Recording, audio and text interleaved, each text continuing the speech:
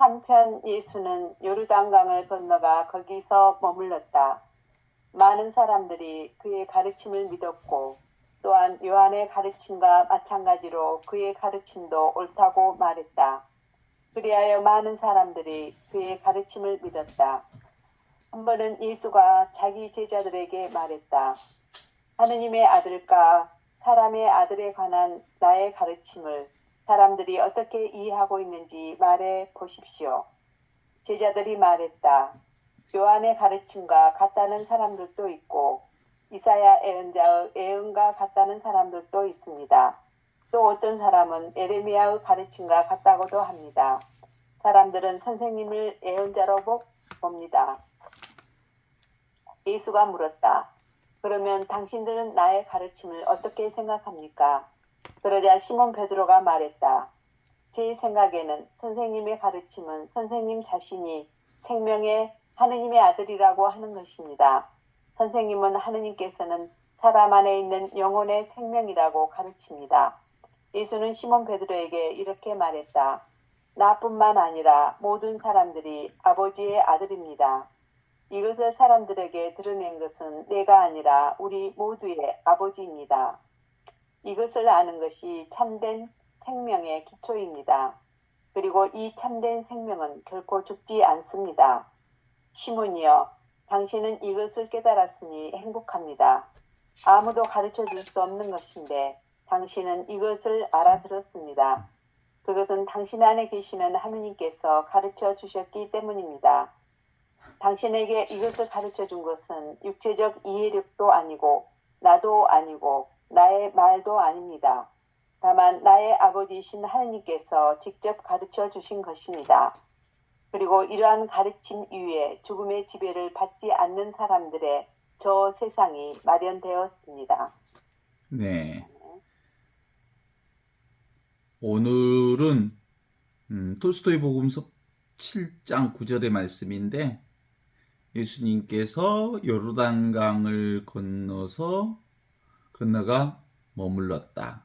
많은 사람들이 예수님의 가르침을 믿고 또 요한의 가르침과 마찬가지로 예수님의 가르침도 옳다고 말했다. 그래서 많은 사람들이 그의 가르침을 믿었다. 예수님의 가르침이 요한의 가르침과 크게 차이가 나지 않는다는 것을 알았다. 이렇게 얘기하죠. 그때 예수가 제자들에게 얘기합니다. 하느님의 아들과 사람의 아들에 관한 나의 가르침을 가지고 사람들이 나에 대해서 어떻게 이해하고 있는지를 말해 보십시오. 세례자 요한 같다고 말하는 사람도 있고 이사야 예언자의 말과 같다는 사람도 있고 또 어떤 사람들은 에레미야의 가르침과 같다고 하는 사람도 있습니다. 사람들은 선생님을 예언자, 선지자 또는 선지식, 스승, 깨달은 자, 하느님의 본성을 가지신 하느님의 아들 또는 뭐라고 할까? 위치 없는 참사람으로 알고 있습니다. 위치가 없다는 얘기는 그런 거거든요. 규정되어 있지 않는 분으로서 하느님의 본성을 있는 그대로 살고 있는 분으로 알고 있다. 이렇게 얘기하죠. 제가 이제 이 복음을 읽으면서 아까 제가 잘 아는 김근수 씨 무슨 페이스북에 한충헌이라고 하는 한승원 작가의 작은아버지로부터 받은 편지를 공개하면서 세상에 무슨 목사님이라고 하는 분이 이렇게 보편적 진리에 관련된 너무나도 편협한 사고를 가지고 있을까? 이건 정말 부끄럽다. 막 이런 얘기를 써서 같이 얘기를 좀 했어요. 한강 작가의 노벨 평화상을 가지고 조카 한강에게 드리는 글이라는 글에 놓고 보니까 보편적 가치와 보편적 진리와 인간의 보편성, 진리를 추구하는 인간의 흐름과는 전혀 다른 대단히 편협한 기독교적 사고를 가진 목사님의 한 모습을 보면서 야, 그러니 욕을 먹게도 생겼다. 뭐 이런 생각을 좀 하게 됐어요. 실제로 예수님의 가르침은 우리로 하여금 일상의 모든 순간에 하느님의 본성을 살아가도록 초대하는 것이 예수님의 가르침의 기본적 특성이잖아요. 하느님의 본성을 회복하라는 거예요. 진리를 회복하라는 거거든. 인간은 바로 비이론적 진리, 둘도 아니고 하나도 아닌 지금 여기 이 순간의 궁극적 진리를 깨달아 알아야 비로소 자기 자신을 분명하게 발견하는 거다. 자기 자신을 사는 사람은 바로 하느님의 본성을 사는 사람이다. 이런 거거든. 이 하느님의 본성은 뭐예요? 분별되지 않는 지혜를 얘기하는 거거든요. 비이론적 진리, 보편성을 얘기하는 거거든요. 이 보편성의 진리는 선과 옳고 그름을 초월한 진리와 하나됨을 걷게 되는 거거든요. 둘이 아닌 진리. 언제나 어디서나 누구에게나 무엇이나 어떤 곳에서나 항상 같은 이것. 누구에게나 어떤 차별도 없는 그게 바로 하느님의 진리를 사는 길이거든요. 그렇죠? 그 영원하고 무한하고 불변인 그 하느님의 진리를 지금 여기 우리가 살고 있다는 점을 우리 예수님의 가르침의 핵심으로 삼고 있고 그것이 우리를 구원해 주시고 그것이 바로 우리가 살아가야 할 구원의 삶이라고 하는 걸 가르쳐 주시거든요. 그러니까 예수님은 우리가 지금 여기 하느님의 본성을 깨닫고 삶의 모든 순간순간을 영원한 생명으로 가득 채워서 충만한 삶을 살아가도록 이끌어 주시는 것 아니요? 그래, 맞아요. 시몬 베드로는 그렇게 고백하잖아요. 사람들이 나를 뭐라고 하디? 세례자 요한이라고 합디다. 에레미야라고 합디다. 엘리야라고 합디다. 그럼 너희들은 나를 뭐라고 생각하느냐? 뭐 이렇게 얘기하잖아요. 그러니까 베드로가 뭐라고 고백해? 사복음서에서는 당신은 하느님의 아들 그리스도이십니다. 이렇게 고백하거든. 예수님은 우리에게 지금 여기를 사는 영원한 생명을 가르쳐 주시는 하느님의 아들이시다. 이런 뜻이요. 하느님의 아들 그리스도라는 말은 깨달은 자로서 그리스도의 생명을 사시는 분이다. 그리스도의 생명이란 위치 없는 참사람으로 어느 장소에 어떤 곳에 어떤 시간대에 붙들려 있지 않으면서 모든 시간대에 모든 장소에 어느 누구나 어떤 곳이나 늘 항상 함께하고 계시는 진리로서 우리와 함께 계시다. 이런 뜻이거든. 당신은 하느님의 아들 그리스도이십니다. 아시죠? 그리스도가 뭔 뜻인지 어디에도 국한되어 있지 않다는 거예요. 정해져 있지 않다는 거예요. 어디에도 붙잡혀 있지 않다는 거예요. 모두를 위한 모든 것이 되신 하느님. 이게 바로 영원한 생명의 가치거든요. 그게 하느님의 아들이거든요. 우리가 바로 그 하느님의 본성을 살고 있는 사람들이거든요. 그죠? 하느님의 본성을 살지 않는 존재가 세상에 어디 있어?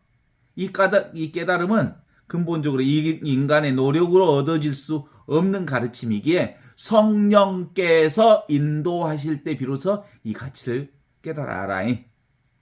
그렇습니다. 이 진리는 인간의 인식 능력을 뛰어넘은 불가사의한 진리입니다. 인간의 머리로는 알 수 없는 진리예요. 그래서 알 수도 없고 잡을 수도 없고 그리고 그것을 인식할 수도 없어요. 그러나 너무나도 분명하게 자각하는 이거거든요. 그래서 지금 여기 이 순간을 사는 사람에게만 성령의 인도를 따라 깨달아 알게 해주시는 하느님의 본성이라고 말할 수 있는 거거든요. 근데 이제 지 생각에 빠진 사람들은 아까 한강의 작은아버지처럼 한강의 작은아버지 한번 글 한번 나중에 확인해봐요. 얼마나 편협한 시선을 가지고 있는지.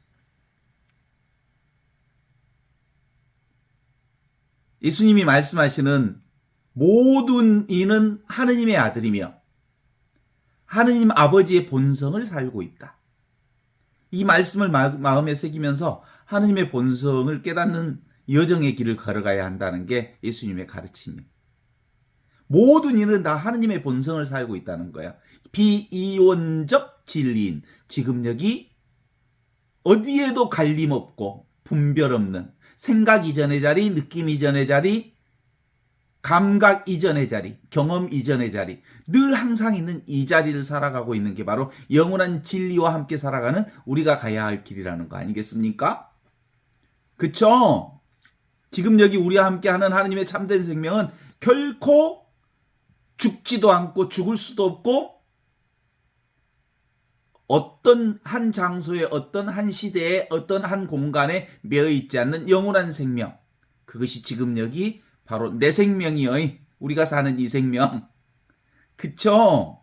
이것이 바로 위치 없는 참사람이라 그래. 위치가 없다는 말은 한정되어 있지 않다 이런 뜻이고, 국한되어 있지 않다는 뜻이고, 어느 시대에 붙들려 있지 않다는 뜻이고, 늘 항상 그 누구에게나 어느 곳에나 있는 이 생명, 이게 바로 영원한 생명. 예수님의 마음하고 우리 마음이 틀릴까? 똑같은 마음이요. 우리도 예수님 마음으로 살고, 예수님도 내 마음으로 살고, 나도 예수님 마음으로 살고, 그 마음이 내 마음이고, 내 마음이 그 마음이고. 그죠? 우리 똑같은 마음으로 살지 않습니까? 그죠?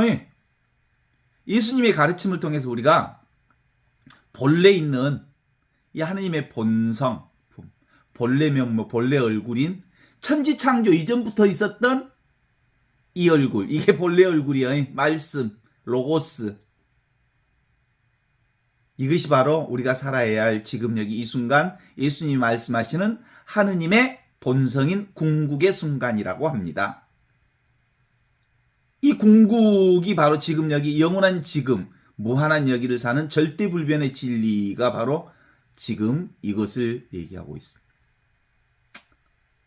예수님의 지금 여기 가르침에 마음의 창에 새기면서, 우리 마음속에 새기면서 그분이 보여주시는 하느님의 본성, 영원한 생명을 향해 살아가도록 우리에게 구체적인 길을 제시해 주시는데, 그게 바로 구체성이 실제로 지금 다이렉트로 이것이라는 거예요. 한 자리도 여기를 떠나 있지 않다는 거예요. 한 치도 여기를 떠나 있지 않다는 거예요. 너무나도 직접적으로 대면되어 있는 이 생명. 아는 거잖아. 여러분 아시죠? 느끼시죠? 보시죠? 경험하시죠? 이거예요, 이거. 이것이 바로 누구나 똑같이 쓰는 생명. 이게 공부를 많이 했다고 해서 잘 보이나? 응? 서울대학교 나왔다 그래서 이게 더 잘 보이나? 하버드 대학을 나왔다 그래서 이게 더 잘 들리나? 진리가 더 잘 보이나? 똑같은 진리로 살지? 그쵸? 누구나 쓰고 있는 거, 누구나 경험하는 거, 누구나 알고 있는 거, 누구나 맛보고 있는 거. 그래서 우리 삶의 구체적인 순간을 돌아보도록 합시다. 구체적인 자기 삶을 삽시다. 너무 들떠있는 삶 말고 너무나도 분명한 삶, 너무나도 자명한 삶, 너무나도 근본적인 삶, 너무나도 직접적인 이 삶 안에서 우리의 삶을 경험합시다. 이런 거예요. 그래서 일상사가 작은 일, 사람들과 하나하나 만나는 일, 그리고 마음속의 생각들까지 어떻게 모두 다 이 하느님의 본성으로 드러나 있는 것인지를 아는 거거든요. 예수님은 우리에게 일상의 모든 순간이 영원한 생명을 살아낼 기회임을 가르쳐 주셨어요. 지금 여기 이 순간 눈앞에 마음의 창에서 하느님의 사랑을 나누고 진리의 길을 따르고 우리 자신과 이웃을 사랑하는 것, 바로 우리가 영원한 생명을 사는 길이요. 숨 쉬는 것이 내가 숨 쉬어? 숨이 나를 쉬지? 내가 숨 쉬냐고. 숨이 나를 쉬지. 생명이 나를 쉬고 있는 거지. 우리가 매일 눈앞에 마주하는 도전과 어려움 속에서 하느님의 본성을 기억하는 거예요. 예수님의 가르침은 우리에게 눈앞에 주어진 삶의 현장에서 하느님의 사랑과 진리를 살아내라고 하는 하느님의 근본적인 초대입니다. 우리가 이 초대를 받아들일 때 우리의 삶은 하느님의 은혜로 충만하게 될 것입니다. 예수님의 가르침을 통해서 우리도 지금 여기서 이 직접적인 숨쉬는 이것, 살아있는 이걸 통해서 하느님의 본성을 깨닫고 영원한 진리가 지금 있고 여기 있고 함께 있다고 하는 걸 아는 거예요. 그래서 이제 내 생명을 내가 사는데 내 마음대로 사는 것이 아니여. 나의 삶이 우주적 생명과 직결되어 있는 걸 알아. 더불어 사는 생명과 함께 직결되어 있는 걸 알아. 그래서 함부로 살 수가 없어. 나의 영향력이 얼마나 많은 사람들에게, 얼마나 많은 우주에게 영향을 미치는지 알잖아요? 내가 다 연결되어 있는 생명이거든. 그죠? 개별적 생명이 내가 아니거든. 설령 우리가 대통령의 삶은, 대통령은 직접적으로 우리 그 나라 공동체에 큰 영향을 미치지만, 그건 정치적으로 그리고 사회적으로 영향을 미치지만, 우리도 대통령 이상만큼 우주적 영향을 미치는 사람들이거든. 내 생명 그 자체가. 내 생명이 바로 우주 생명과 똑같은 생명이니까. 그렇지 않습니까? 그래서 예수님의 가르침을 마음에 새기면서 우리에게 보여주신 하느님의 본성, 영원한 생명을 향해 살아가는 것이 하느님의 아들로서, 그리고 사람의 아들로서 우리가 살아가야 할 길이라고 하는 걸 알게 됩니다. 우리가 지금 여기를 살도록 하느님이 우리를 불러주셨어요. 이 부르심에 응답하는 삶을 살기를 바라는 게 예수님의 바람이시죠. 예수님의 가르침은 우리에게 주어진 모든 순간에 하느님의 본성을 살라고 초대하신 거니까, 우리의 삶 속에서 아주 구체적인 사랑을 실천하고 진리의 길을 걸으면서 우리 자신과 이웃을 향해 자기 자신의 삶을 키워나가는 거예요. 하느님은 생각으로 만날 수 없다 그랬지. 뭘로 만나 하느님? 사랑으로 만난다 그랬지. 그 사랑이 어디에 있어? 지금 있고 여기 있고 이 순간에 있지. 생각으로 라면 끓일 수 있어? 직접 일어나서 물을 끓이고 라면 봉지를 뜯고 스프를 뜯어서 집어넣고 움직여야 라면이 끓여지지? 구체적인 삶은 삶으로 연결되어지는 거지, 머릿속의 생각이나 관념이나 개념으로 이루어지지 않는다는 것이 바로 예수 가르침의 특징이야. 삶이 전부고 그것에 대한 나머지 것들은 해석하는 거거든. 그 다음의 것은. 우리가 마주하는 기후 환경의 위기와 도전, 계속되어지는 세계 전쟁 과정 속에서도 국제관계는 더불어 사는 삶의 가치와는 점점점 멀어지는 보수화되는 길을 가고 있는 것 같지 않습니까? 미국 대통령 클린턴이 당선되는 것도 실제로는 전체 생명과는 상관없이 어떤 쪽으로 가버려? 자국의 이익을 위한 보수화 과정을 걷고 있어. 근데 미국만 그런 게 아니야. 유럽, 독일, 프랑스, 영국, 상당히 많은 유럽 국가들도 지금 민족 중심주의, 자국 중심주의로 빠져버렸어. 일본이나 전체 국가가 지금 실제로는 더불어 생명을 살아야 할, 그래서 전체 생명이 함께 더불어 살아야 할 가치로 함께 지혜를 모아야 할 시기가 지금 이 시대거든. 왜냐하면 기후환경 문제 때문에 실제로 우리 모든 생명은 같은 생명으로 한꺼번에 멸망하거나 또는 다시 소생할 수 있는 길이 열리는 거거든. 그러니까 지구 전체가 함께 지혜를 모아야 할 때인데도 불구하고 놀랍도록 지금 세계는 무역 질서뿐만 아니라 세계 국제 질서뿐만 아니라 외교 전체가 보수화의 길을 가고 있어. 대한민국도 그렇고 있고. 특히 우리나라에서 젊은이들이 개별주의에 빠져 있고 젊은이들이 보수화에 빠져 있어.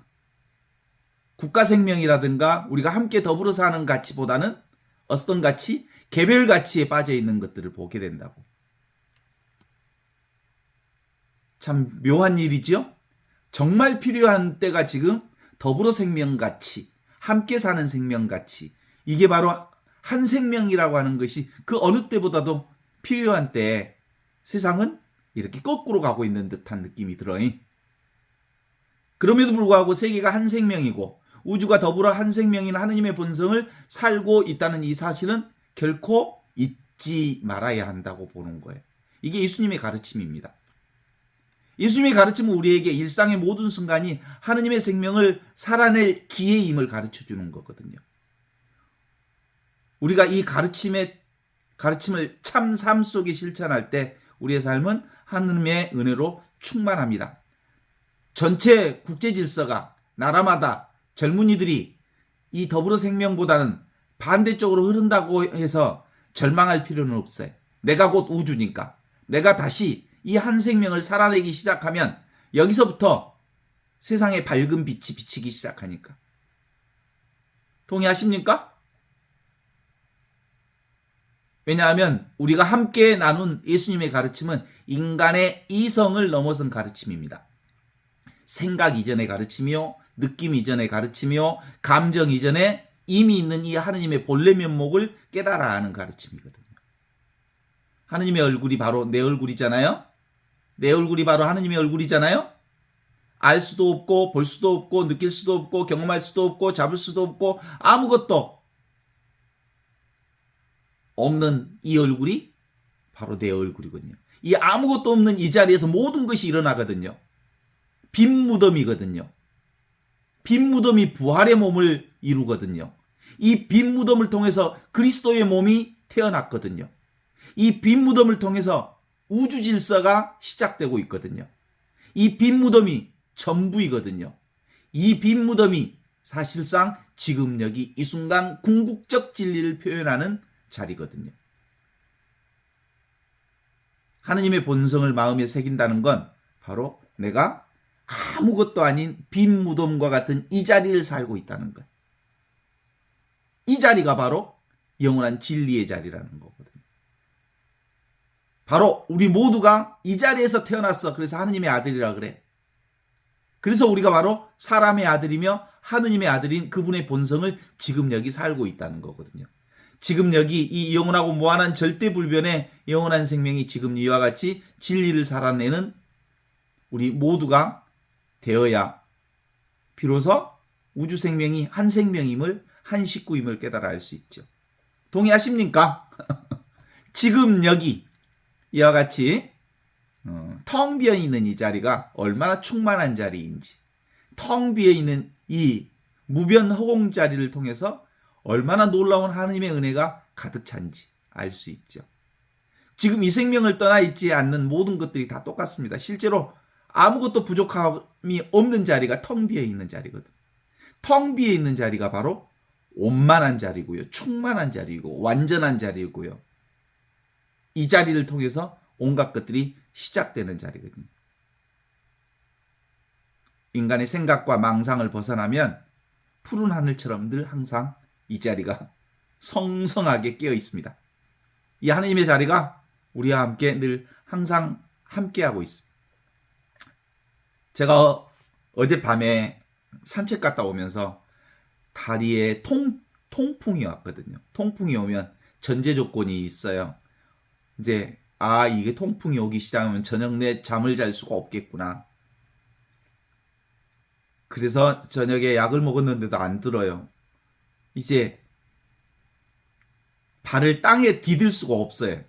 그러니까 이제 어떻게 걸어 다니냐면 깨금 발을 짚고 부엌을 다니고 여기저기를 다녀요. 그래서 아이고, 그래서 약을 먹었어요. 약을 2배, 3배를 더 먹었어. 그런데 하룻밤을 자는데 이 발을 이불에 들면 이불이 스치는데도 아파요. 근데 아침에부터 새벽부터 조금 나아진 것 듯 하더니 아침 9시, 10시까지 잤거든요. 너무 아파가지고. 근데 아침에 깨보니까 좋아졌어요. 봐요? 이 통풍의 고통을 경험한 사람이어야 아프지 않음이 주는 기쁨을 알아요.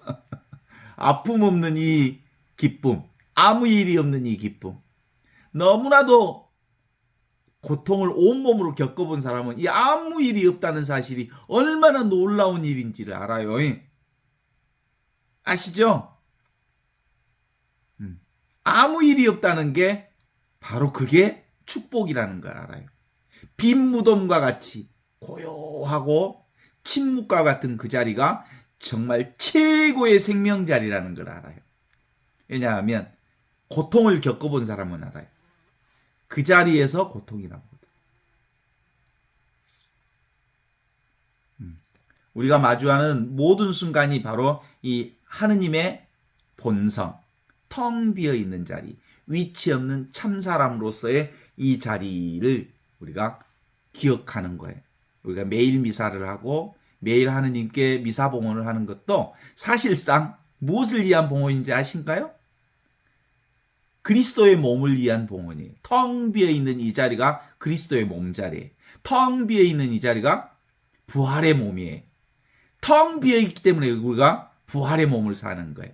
텅 비어 있는 부활의 몸, 텅 비어 있는 그리스도의 몸. 예수의 가르침을 이 텅 비어 있는 그리스도의 몸, 이게 바로 마음의 창이에요. 우리의 마음의 창은 텅 비어 있어요. 이 텅 비어 있는 마음의 창에서 온갖 것들이 다 일어나는 거거든요. 이 자리를 통해서 바로 영원한 생명의 길을 따르도록 우리의 발걸음을 인도해 주시거든. 아시죠? 우리 모두가 지금 여기 하느님의 생명을 사는 아들로서 그의 본성을 사는 존재들입니다. 이 자리를 살면 어떤 소리에도 놀라지 않습니다. 그리고 그 무엇에도 걸리지 않습니다. 어떤 더러움에도 더럽혀지지 않는 이 자리가 바로 허공자리, 텅 비어 있는 자리, 부활의 몸을 살고 있는 자리, 그리스도의 몸을 살고 있는 자리, 이 자리입니다. 이게 바로 하느님의 생명 자리이기 때문입니다. 지금 여기 이와 같이 이렇게 함께 진리를 살아내는 우리가 되도록 하느님은 우리를 함께 해주시거든요. 이것을 아는 것이 바로 참된 생명의 기초입니다. 그리고 이 참된 생명은 결코 죽지 않습니다. 오늘 톨스토이 복음서에서 시몬이여 당신은 이것을 깨달았으니 참으로 행복합니다. 아무도 가르쳐줄 수 없는 것인데 당신은 이것을 알았습니다. 그것은 당신 안에 계시는 하느님께서 가르쳐 주셨기 때문입니다. 성령께서 가르쳐 주시지 않으면 이 텅 빈 자리, 이 자리가 나라는 사실을 깨달아 알 수가 없습니다. 정해져 있지 않는 자리. 당신에게 이것을 가르쳐 준 것은 육체의 이해력도 아니요, 나도 아니요, 나의 말도 아닙니다. 다만 나의 아버지인 하느님께서 직접 가르쳐 주신 것입니다. 그리고 어떤 가르침 위에 죽음의 지배를 받지 않는 사람들의 저 세상이 이 자리에 마련되어 있습니다. 이 텅 비어 있는 빈 무덤의 자리에는 죽음이 찾아들 수 없습니다. 이 자리가 바로 영원한 생명 자리이기 때문입니다. 하느님의 아들과 사람의 아들이 바로 이 자리를 살고 있는 사람들이죠. 위치 없는 참사람이 둘이 아닌 비이온성의 자리. 우리 인간들은 나와 남을 둘로 보잖아요. 나 따로 있고 너 따로 있고 나 따로 있고 세상 따로 있고. 그런데 나와 남이 둘이 아닌 자리가 바로 하느님의 생명 자리. 나와 세상이 따로 있는 지금 여기 이 자리는 나와 생명이 따로 없는 시간과 공간을 초월해 있고 영원하고 무한한 절대불변의 자리를 지금 우리가 이렇게 살고 있다는 거거든요. 어때? 동의하십니까? 내가 나를 찾을 수 있어요? 내가 나를 찾을 수는 없어. 그러나 내가 나를 살고 있어. 너무나도 자명하게. 찾을 필요 없이 살고 있어. 근데 우리는 나를 찾거나 나를 구하거나 나를 잡으려고 해. 그 에카르 톨레가 그러잖아. 나 이런 맨날 우울한 나하고 같이 살 수 없어 라고 말하잖아. 왜? 그러면 내가 둘이란가?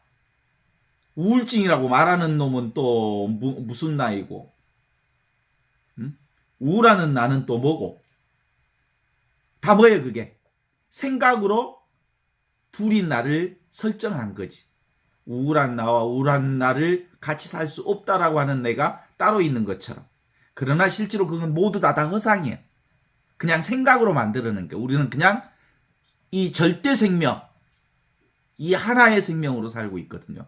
둘이 아닌 비이온성의 진리를 지금 여기 이렇게 궁극적 생명을 여기서 살고 있다는 거 아니겠습니까? 이것이 나지요? 어때요? 있는 내가 나요? 없는 내가 나요? 있는 듯 없는 나는 사실 허상에 불과해.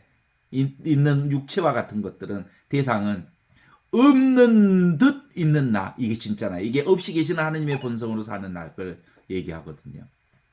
당신은 누구십니까? 지금 여기 이렇게 느껴지고 있는 이 나가 진짜 나지요? 다 느껴지잖아요. 내가 안 느껴진 사람 있어요? 나를 내가 느끼고 있죠? 근데 느끼는 대상이 내가 아니고 느끼고 있는, 자각하고 있는, 의식하고 있는 생명 그 자체의 내가 진짜 나라는 거거든요. 이것을 의식이라고 하고 존재라고 하고 생명이라고 합니다. 지복이라고 합니다. 하느님과 함께 있다는 뜻에서 지복이라고 하는 거예요. 우리는 옛날 교리 배울 때 죽어서 하느님을 직접 눈으로 마주 본다고 그랬잖아요. 우리는 죽어서 하느님 나라 갔을 때 하느님을 맞대어 본다고 이렇게 생각하는 사람들이 지금도 많이 있어요. 죽어야 하느님 만난다 그래. 근데 그것은 지금 만나, 죽어야. 내가 따로 있다는 생각을 내려놓는 순간 나는 하느님의 생명을 사는 거예요. 이게 지복직관이야. 이제 아시죠?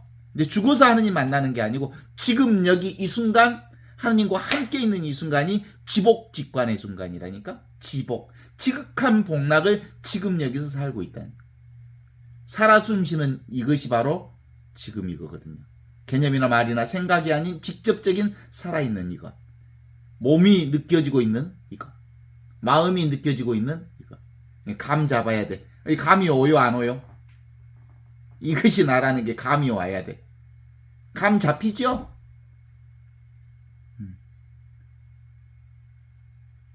이게 자각이라고 하죠. 자각. 각 그 자체. 자각하는 그 자체. 느낄 수 없는 이것으로 느끼고 있죠? 모양 없는 이것으로 온갖 모양을 다 보고 있죠? 소리 없는 소리 이것으로 모든 소리를 다 듣고 있죠? 맛없는 이것으로 온갖 맛을 다 보고 있죠? 경험할 수 없는 이것으로 온갖 것을 경험하고 있죠? 그것이 뭐라고요? 지금 여기 이 직접적인 살아있는 이것. 이건 말로 설명할 필요가 없는데 이미 너무나도 분명한 이것. Not a thing이라고 할까?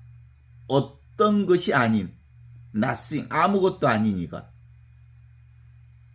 그래서 평생 변함없는 이것은 텅 비어 있어. 빈 무덤처럼. 무변허공과 같이 텅 비어 있어. 그래서 이 체험을 무슨 체험이라고 해? 그래서 이제 그리스도인들이 부활 체험, 이걸 체험하는 게 부활 체험이야. 아, 텅 비어 있는 게 나구나. 이게 바로 그리스도의 몸을 체험하는 거예요. 부활의 몸을 체험. 부활의 몸은 없어. 없는 데 있는 체험이 바로 이거거든요. 이게 성령께서 우리와 함께 해주시면 우리는 이것으로 사는구나. 이 부활의 몸으로 일체 중생 온만 구족한 이것. 모두가 다 이것으로 가득 차서 이것으로 충분한 것. 이미 완전한 것. 이미 구원된 것. 이미 온전한 것.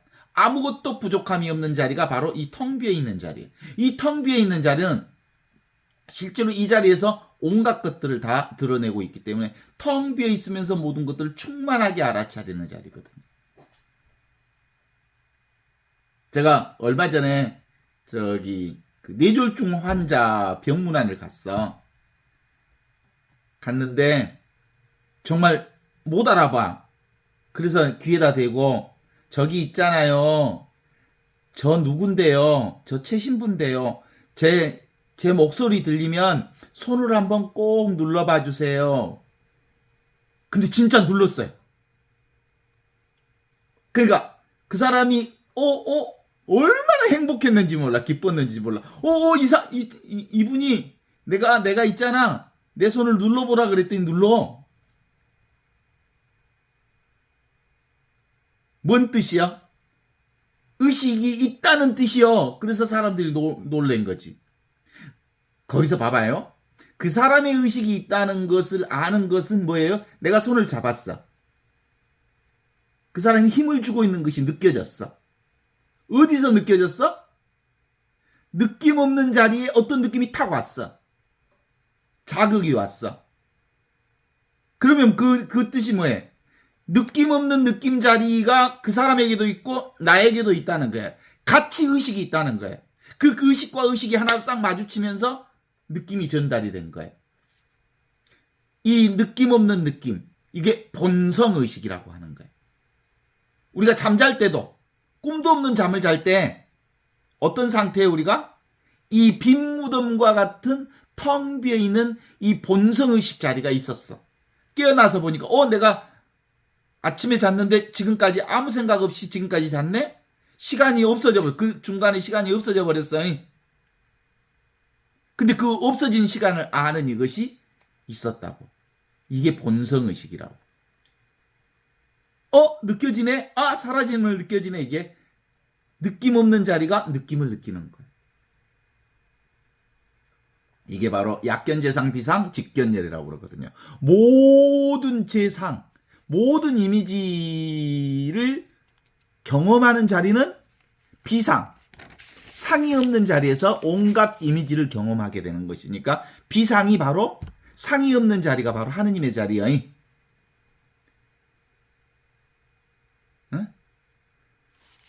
그게 바로 선정 자리라고 합니다. 텅 비어 있으면서 고요한 자리. 그게 침묵의 자리입니다. 그걸 우페카라고 합니다. 우페카라는 얘기 서양 영성가들이 주로 많이 쓰는 말이에요. 우페카, 아무것도 없는 자리, 텅 비어 있는 자리. 이게 진리의 자리. 이게 바로 참나 자리. 우주의 자리. 진화 자리라고 그래. 이걸 누가 가르쳤어? 요한도 가르치고 이사야도 가르치고 엘리야도 가르치고 에레미야도 가르치고 그랬던 자리. 그게 예수님도 가르쳤던 자리지. 없이 계시는 하느님의 본성 자리. 이게 바로 없이 계시는 하느님의 본성. 우리는 뭔만 봤어? 있으면서 없는 허상만 잡고 놀아놨잖아요. 그 일시적이고 임시적이고 한시적인 것인데 이건 내 생각이 창조한 것이잖아요. 내가 의식하니까 있는 거잖아요. 그죠? 내가 보니까 있는 거잖아요. 내가 생각하니까 있는 거잖아요. 내가 분별하니까 생각나는 거잖아요. 그러니까 내가 창조주잖아요. 창조주는 뭐하고 똑같대? 피조물과 하나잖아요. 창조하니까 피조물이 있는 거니까. 피조물과 창조주는 하나인 거예요. 내가 의식으로 창조하니까 피조물과 일치되어서 하나로 드러나는 거예요. 내가 분별의식으로 창조. 세상의 모든 거 다 내가 창조한 거지. 세상의 모든 피조물은 다 내가 창조한 거니까 그 피조물 모두가 다 나와 같은 거거든요. 근데 그때 말하는 나를 이 개별 내가 아니고 뭐요? 부활의 몸, 그리스도의 몸, 텅 빈 빈 무덤과 같은 무변 허공자리로부터의 모든 것들이 드러난다는 점에서 그렇습니다. 이거 알 것 있어요, 없어요? 알 필요가 하나도 없는 거잖아요. 느낀 것 없죠? 맛본 것 없죠? 본 것 없죠? 경험한 것 없죠? 그런데 이 본 것도 맛본 것도 볼 것도 경험한 것도 없는 이 자리에서 모든 것을 보고 듣고 느끼고 맛보고 경험한단 말이에요. 우리의 마음에 변함없는 요소는, 이 변함없는 요소는 영원하고 무한하고 절대 불변의 이 자리를 통해서 우리의 세상의 모든 것들을 다 체험하고 있어서 이 나의 가르침을 어떻게 생각하느냐라고 예수님이 물었지. 그랬더니 예수님, 시몬 베드로가 나서서 뭐라고 해? 당신은 하느님의 아들 그리스도이십니다. 하느님의 아들 그리스도라는 게 바로 이 자리를 얘기하는, 당신이야말로 하느님의 본성을 살고 계시는 텅 비어있는 이 자리, 이 진리 자리입니다. 내가 이제 나중에 이제 그 성경의 편집 과정을 통해서 나중에 이제 설정되어진 말이 거기다 뭘 붙여? 나는 너의 그 믿음 위에 교회를 세울 터인즉 어떤 불신의 것도 악마도 그 교회를 무너뜨릴 수가 없다. 이 진리 자리에 세워진 교회는 무너지지 않는다. 이런 얘기는 나중에 이제 그 성경 안에서 부언 설명하고 있는 거거든요. 진짜 중요한 건 뭐예요? 절대 무너지지 않는 이 자리. 안식의 자리, 영혼의 자리, 불변의 자리, 무한의 자리, 영원한 자리. 이 자리가 내 자리고 지금 여기 없이 계시는 하느님의 자리라는 거예요. 그래서 나뿐만 아니라 사람들이 다 이 없이 계시는 아버지의 몸, 부활의 몸을 살고 있어. 여러분, 부활의 몸 살고 있어. 부활의 몸, 그리스도의 몸, 안 보이는 몸으로 산단께? 근데 이 보이는 육체가 내 몸인 줄 알고 사는 사람들이 대다수란 게 아직도 성령의 감도가 우리 안에 설정되지 않으면 그러는 거예요. 그러나 이 부활의 몸을 사는 사람들은, 그리스도의 몸을 사는 사람들은 이 육체의 몸도 나라는 걸 알아. 온 세상이 다 나라는 걸 알아. 그래서 하나도 버릴 게 없다는 걸 알아. 이게 바로 비이혼성의 진리를 드러내어 주시는 하느님의 놀라운 사랑 이야기거든. 그러니까 실제로는 우리가 성경 전체가 얼마나 기가 막힌 말씀인지 몰라요. 예수님의 십자가의 죽음과 그리고 부활 여정 전체가 이 진리를 드러내고 있는 거거든요. 십자가의 과정은 뭐예요? 예수님 사형 선고를 받으셨어요. 왜 사형 선고 받았는지 알죠? 스스로 사형 선고를 받으셨어. 어떻게? 골고타의 언덕에서 기도를 하시지. 주님, 내 이 쓴 잔을 제게서 치워 주십시오. 정말 내 개별적으로는 정말 받기 힘든 십자가요 고통입니다. 피땀 흘리는, 땀을 흘리면서 기도하셨어.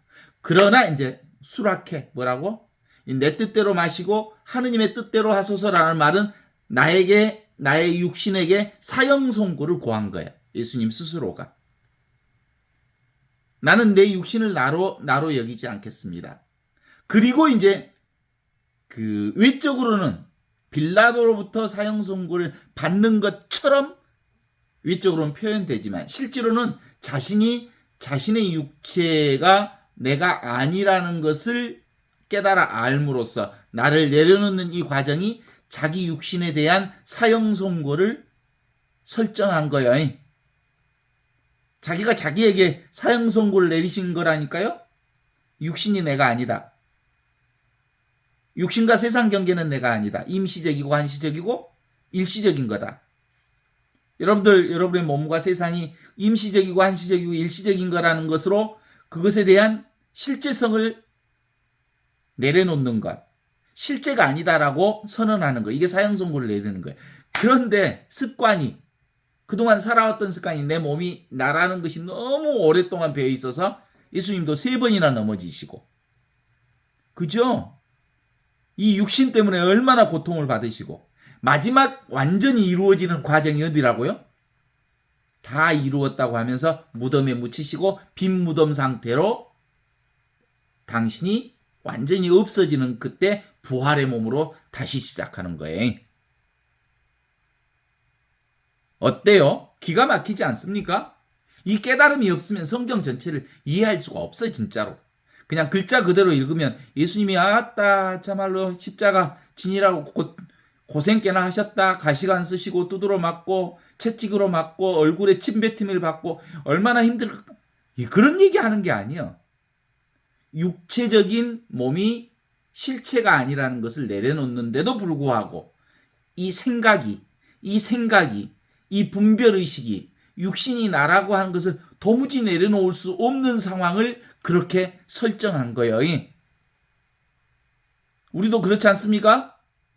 이 육신이 내가 아니라는 것을 내가 이성적으로는 알지만 사형 선고를 내려놨지만 요거 분명하지만 그럼에도 불구하고 이 육신이 나라는 생각으로부터 도무지 벗어나지 못하는 한계들을 우리가 경험하잖아요.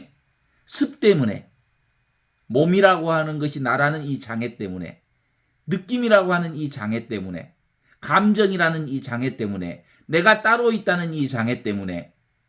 그렇죠? 너무 리얼한 이 현실이 꿈이라고 하는 걸 도무지 내가 용납할 수 없기에 그걸 붙들고 있는 이 나의 장애 때문에, 생각의 장애 때문에 끊임없이 그걸 붙들고 있는 나의 모습들이 십자가의 길을 통해서 우리의 삶을 예수님이 직접 보여주셨거든. 예수님도 그랬단께. 그러니까 우리도 실제로는 육신이 나라고 하는 이 사실을 내려놓기가 보통 쉬운 일이 아니란께. 우리가 알아. 실제로 우리는 영원한 생명을 살고 있다는 걸 아는데 이 한시적 생명인 육체적 생명을 붙들고 있는 것이 보통 일이 아니에요. 아는데 안 돼. 습관 때문에. 내가 따로 있다는 이 습관 때문에. 이게 참된 생명인 줄 알면서. 광주에 가면 무각사라는 절이 있어. 무각사. 상무대에 무각사라고 있어요. 무각사가 뭐냐면 깨달음이 없는 절, 그런 거예요. 깨달음이 없다는 말이 뭔 말이겠어? 느낌이 없는 이것이 진짜 깨달음이라는 거예요. 깨달음이 없다는 것을 아는 것이 진짜 깨달음이라는 거거든. 무심, 마음이 없다는 것을 아는 이것이 진짜 마음이야. 응? 무주, 머무를 곳이 없다는 것을 아는 이것이 진짜 머무름이야. 참된 안식이라고 하는 것은 의지할 곳이 없는 안식, 그게 진짜 안식이거든. 이 쓰고 있는 이것이 바로 무변허공의 이것이랍니다. 우리가 쓰고 있는 이곳이 빈 무덤과 같은 이것이라는 거 이제 분명해졌습니까? 위치 없는 참사람이 진짜 나다. 동의? 마음으로부터는 동의가 되지. 마음 없는 이것이 무심이다. 느낌 없는 이것이 무각이다. 머무를 수 없는 이게 무주다. 박지 않는 이게 무명이다. 이것이 진짜 나다. 아무것도 아닌 것이 진짜 나다. 이 아무것도 아닌 nothing을 통해서 온갖 everything이 드러나는 것이기 때문에 없으면서 있는 이것. 그래서 희노애락 우비곤의 사구팔고 그 모든 것이 다 이 자리에서 일어나이. 이 마음의 창. 그렇습니다. 몸이라고 하는 건 생멸한다는 것을 너무 분명하게 알면서도 우리는 생멸에 너무 끄달려서 몸이 아파갖고 죽겠네. 어제 발이 아파갖고 얼마나 발에 신경 썼겠어. 발이 이불을 스치기만 해도 아프다니까. 얼마나 아픈지 알겠죠. 그래. 그런데 그 아픔이 어디에서 오는 아픔이야? 아무것도 아프지 않는 이 자리가 있으니까 아픔이 경험되어지는 거거든요. 이 아픔을 경험하는 이 자리가 바로 나의 진짜 생명이거든요. 근데 그 고통이 아침 새벽을 지나서 아침 10시쯤 되니까 딱 사라졌어. 완전히 사라진 건 아니야. 그래도 그 고통의 여부는 아직도 남아있어. 근데 최고로 아팠을 때의 고통과 이제 거의 고통이 사라지는 단계를 아니까 아무 고통이 없는 이 자리가 얼마나 기가 막힌 행복의 자리인지 알겠지? 빈 무덤의 자리가 아무것도 없는 자리가 진짜 나라는 것을 알게 되는 거. 얼마나 기뻤겠어. 아프면서 아프지 않아. 이게 부활의 몸자리라니까. 그리스도의 몸으로 살고 있는데 우리는 육체의 몸을 자기 몸으로 착각하고 있는 인생을 계속 살고 있는 거죠. 자, 없다가 일어나는 생멸의 자리, 이 물거품과 꼭 그림자 같은 요놈이 이제 끄달리지 않을 수 있다고 자신할 수는 없지만 이게 우리의 왼수 자리가 아니요. 뭘 알려주는 자리요? 진짜 생명을 알려주는 자리요. 어젯밤에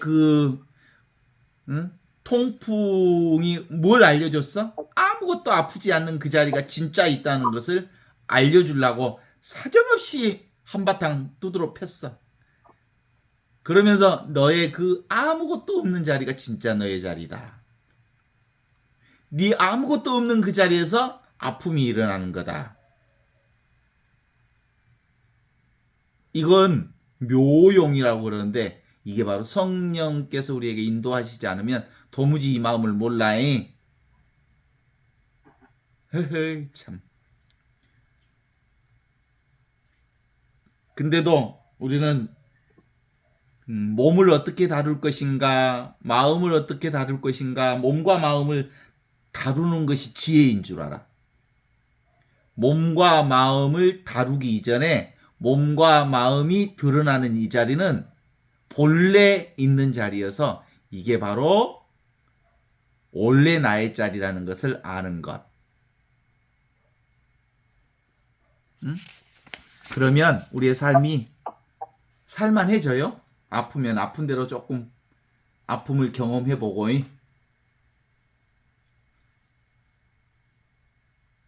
어때요? 바람이 그쳤지만 여전히 물결은 출렁거리고 있다는 걸 알아. 바람 때문에 물결이 일었다는 걸 알아. 그리고 바람이 그쳤어. 내가 알았어, 이제. 그걸 직연이야. 아, 나의 본성품, 하느님의 본성품, 나의 참모습, 나의 참 얼굴, 진짜 나를 알았어. 그럼에도 불구하고 물결이 계속 이어. 바람이 그쳤는데, 생각으로 알아차렸는데도 불구하고 내 안에 아픔도 고통도 슬픔도 다 물결처럼 일어나는 걸 알아요. 아시죠? 근데 우리는 이제 알기 때문에 요것이 이 움직이는 것에 끄달리지 않는 과정이 진짜 공부예요. 우리가 이제 이걸 깨닫기는 너무 쉬워, 사실은. 근데 깨닫기도 그렇게 쉽지는 않아요. 성령께서 인도해 주셔야 알지만 평생 그 다음에 공부하면서 이 탈망상으로 생각으로부터 벗어나는 일들이 중요한 거죠. 이게 눈을 떠야 되는 것이 바로 그런 거예요. 그걸 가르쳐서 우리는 무슨 생활이라 그래? 관상 생활이라 그래. 하느님의 눈으로 보는 세상. 둘이 아닌 것으로 보는 세상. 관상 생활. 이게 바로 성사 생활. 성사 생활이 뭐예요? 모든 것이 다 하느님의 일이다. 라틴어로 얘기하면 오푸스 데이. 오푸스 데이. 하느님의 일이 아닌 게 없다. 모든 것이 다 하느님이 하시는 일 아닙니까? 맞습니다. 이 오푸스 데이. 하느님이 하시는 일에 콩나라 판나라 그만하고 하느님이 하시는 일을 수용하고 받아들이고 참아 인내하고 그렇게 사는 것. 그것이 바로 하느님의 생명을 사는 자의 하느님의 뜻대로 사는 일입니다. 이게 빈 무덤의 자리에서 우리의 삶이 얼마나 놀랍게 찬란하게 이루어지는지 몰라요.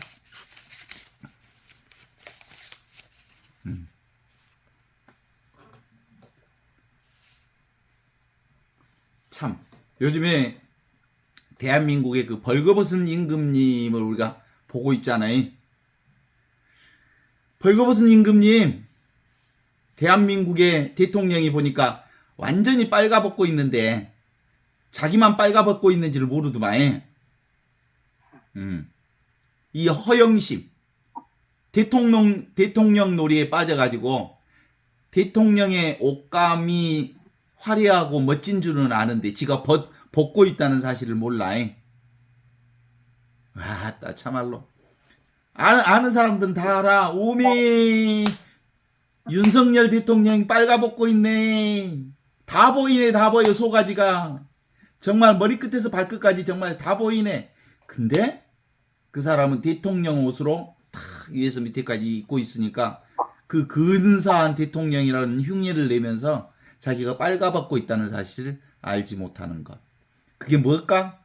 인간의 허영심이, 대통령이라는 허영심이 그의 빨가벗고 있음을 가리우고 있어. 그 벌거벗은 임금님 우화에도 그러잖아. 어른들은 다 그 얘기하면 맞아 죽으니까 임금님 벌거벗었다는 소리를 못해. 근데 어린이들은 하잖아. 있는 그대로 보잖아. 오메 임금님 빨가벗었다네. 있는 그대로 볼 줄 아니까. 그냥 그대로 보니까. 탐심이 없으니까. 어리석음이 없으니까. 네. 그러니까 있는 그대로 보는 것. 이것이 우리의 깨달음의 가장 중요한 특징 중에 하나예요. 진리를 사는 사람은 있는 그대로 사는 거예요. 있는 그대로가 다 하느님의 본성을 드러내고 있기 때문에 그래.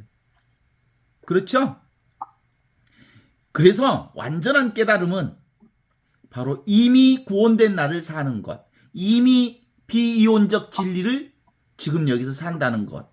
그럼에도 불구하고 아직 업습이 남아있어서 개별적인 이 생명의 한계치를 아직 벗어나지 못하는 것을 알아.